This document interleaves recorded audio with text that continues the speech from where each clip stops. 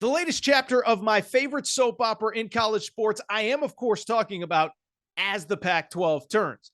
Obviously, in June, we find out that UCLA and USC are leaving the Pac-12. And ever since then, it's basically been this never-ending list of questions that basically none of them have been answered to this point. We've been asking, is the league going to break up? Is the Big 12 going to steal teams? Is the Pac-12 going to add teams? What's going to happen to the TV deal? On and on and on and on and on. So many different questions that we really, frankly, again, haven't gotten very many answers to. Now, I still believe what I've said all along, which is that I think the 10 schools are going to stay together because they don't really have a better option. I don't know what the TV deal is going to be. I told you in the summer it could be streaming, and that's where it appears to be trending. But why I'm talking about the Pac-12 today is because on Wednesday, they did have their media availability. And during the media availability, their commissioner, George Kliavkoff, I give him credit, man. He might have a train coming at him at 200 miles an hour and he's standing on the tracks, but this guy is fearless. He talks his smack and he is not afraid to basically say what he thinks, whether he actually believes it or not. And the one thing I will say, he does put on a confident front, whether it's truthful or not. That was because on Wednesday, he was asked about conversations that he's had with people at USC and UCLA about leaving the Pac-12. Okay. So this has obviously been a prevailing thing. And he's asked, how many people would you say are disappointed about the fact that USC and UCLA are leaving the Pac-12? Here is what he said in terms of the number of people that he has talked to. I think saying hundreds, in other words, the number of people he's talked to, I think saying hundreds would be an exaggeration. Dozens for sure, more than 100. And I have yet to talk to anyone in the UCLA and USC community who's in favor of this move. I will say that I probably hear from folks who are not in favor, not surprisingly. So George Kliavkoff, the commissioner of the Pac-12, coming up, he's swinging haymakers, saying, I have yet to talk to anybody in the UCLA and USC community who is in favor of the news. And of course, when he said that, social media did what social media does, which is they basically crushed him, right? The second that he says, and everyone says, oh, this guy's full of crap. This guy's trying to fight for his conference. This guy doesn't know what he's talking about. Let me tell you this. I live in Pac-12 country. I have a little bit of a different perspective. And what I would tell you, I'm not defending the guy. I'm not saying it's 100%. I'm not even saying the Pac-12 will exist in a month. What I am saying, though, I do think there's probably some merit to what he's saying, and the conversations I've had both with fans, administrators, people around those two schools, I actually think the guy is right. And so let's get into it because, a few different variables here. One, I did talk about it from the fan perspective when this was announced. And what I would say is from the fan perspective, this was the strangest and most non-acrimonious conference realignment that I can ever remember, okay? Most of the times when schools announce that they're leaving, it gets really mean, really bitter, really nasty between the school that's leaving, the school that's staying, the conference that they're leaving, all of that. Think about Oklahoma and Oklahoma State last year, the bickering between the two when they announced they're leaving. Nebraska and the Big 12, Texas A&M and the Big 12. The fact, by the way, Texas goes to Oklahoma State last week. Texas fans are complaining that Oklahoma State didn't commit a single penalty during the game, thinking that the Big 12 refs were purposely out to get Texas. What I would say to Texas, don't turn the ball over 4 times. Quinn Ewers, don't throw 3 interceptions, and there won't be a problem. But I just bring it up to say, most of these realignment things are really just mean-spirited, bad blood. The Pac-12 was not that at all. I remember talking about it at the time, and I remember talking to Arizona fans at the time, Oregon fans at the time, Washington, Stanford, Cal, whoever fans at the time. And what stood out to me was kind of this weird understanding between the aggrieved party and the party UCLA and USC that was leaving. From the perspective of the Oregon, Arizona State fans, the vibe that I got from them was, of course they're leaving. We would leave too. Like they were sad, they were upset, they wish it wasn't happening, but they totally get it. Arizona fans are like, if we had the opportunity, we'd get the heck out too.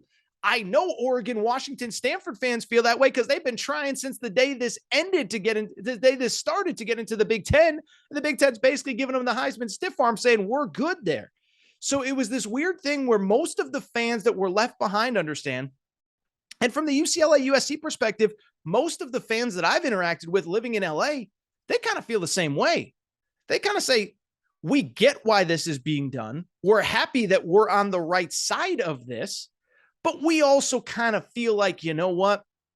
We kind of wish we weren't leaving because one, we're losing all these rivals that we've had forever. We will miss playing Oregon in football and Arizona in basketball and Washington in football and going to all these various outposts. If you live in LA, you're dealing with Oregon and Arizona alums every day, even if you're a UCLA and USC alum, and it's no different than living in Atlanta and being a Georgia fan that deals with Alabama and Florida grads all the time.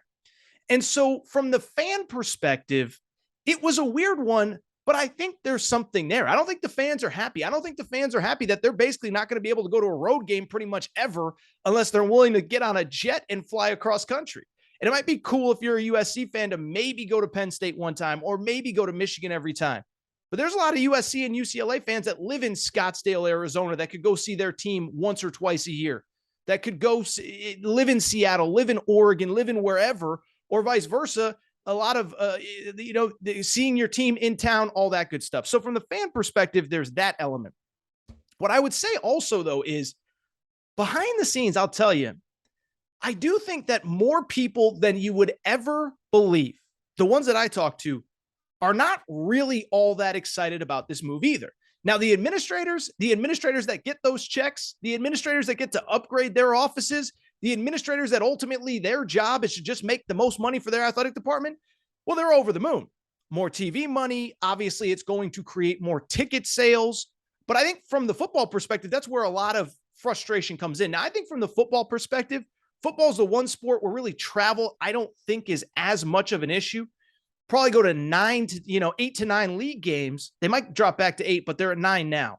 So you're talking 4 or 5 road trips a year. Fly out on Friday, fly back on Saturday night. It's not that big of a deal. But from the football perspective, what I do think is a big deal is the ticket aspect of it. I mean, I've talked to people again, and administrators, they're just happy we're going to be selling tickets. But imagine being a UCLA football coach right now. UCLA can't get anybody to the Rose Bowl, and now you're going to have 25, 30, 40,000 fans when Wisconsin comes to town, when Penn State comes to town, when Ohio State comes to town, when Michigan State comes to town, when Iowa comes to town, when Purdue comes to town, when Indiana comes to town. You're going to have a lot of people traveling.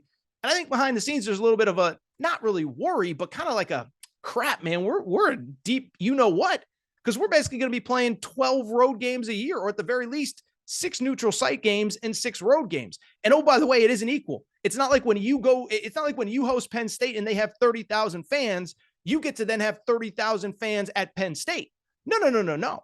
And yes, you can blame the fan bases and they're not as passionate. They don't travel as much. If you're a football coach, you don't really care about that. It's just like, crap. We got to play 4 or 5 really good teams every single year in our place that are going to bring 25, 30,000 fans.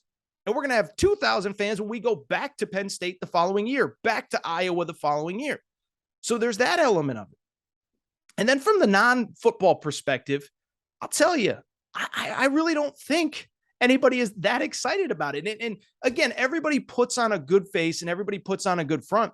But the people I've talked to are a little bit worried. I'll be perfectly honest. So when this all first happened, I think there was this level of excitement of, one, we'll figure out the travel stuff. It's not as big of a deal as you think.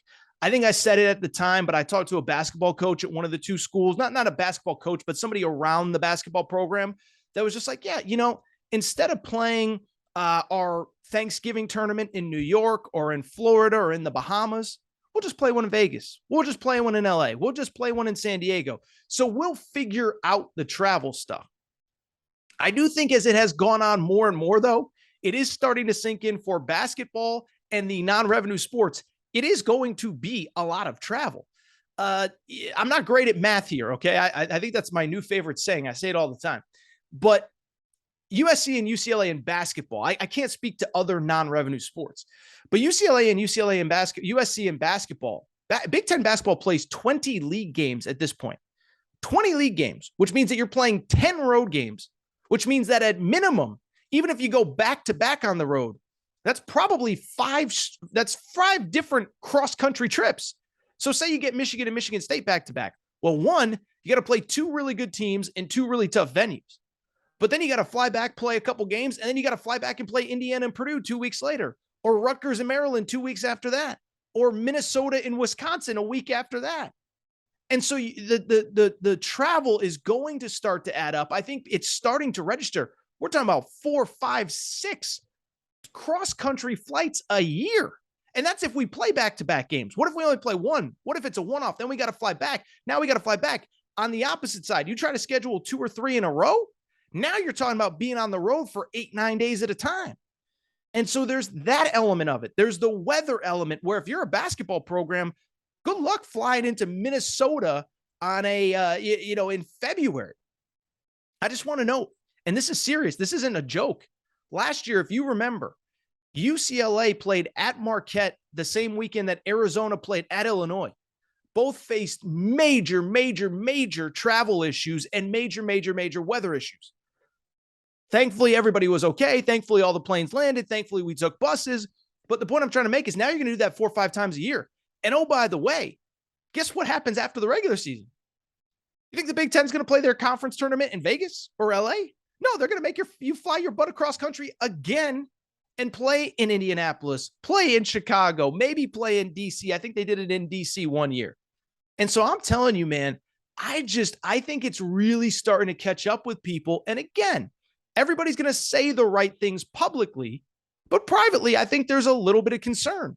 To go back to the basketball perspective from a second, the concern also, those are some really tough venues to play. And we just talked about it with football. Football, you're gonna have 25,000 in your stadium.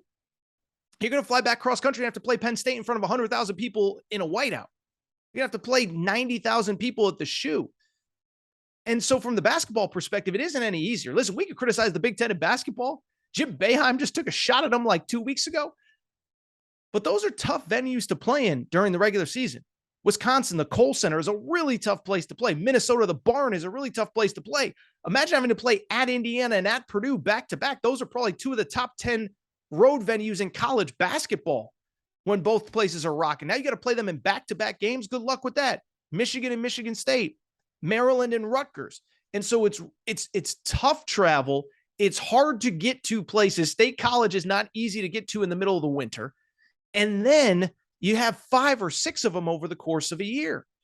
And so you factor in all that. The other thing Kliavkoff said at Pac-12 Media Day on Wednesday was, what about the Olympic sports? What about tennis? What about golf? What about baseball? And I don't claim to be an expert on all those sports, but again, it's a lot of travel. It's a lot of money. It's a lot of hotels. It's a lot of flights. And so I do think he's onto something there. Now, it's that fine line of, obviously, it goes without saying, no, UCLA and USC aren't going to change their minds. No, they didn't make necessarily even the wrong decision because the money is going to be so good. But what is the money all worth if you're in a really tough spot, in a really tough conference with really rough travel, really rough weather, really rough? Now home games are a lot different. It's just something to think about. And so I wanted to talk about this very briefly because I do think Kliavkoff, I think he took a lot of heat for saying it, but I don't think there's anything wrong with what he said. And I know he's taking a lot of criticism.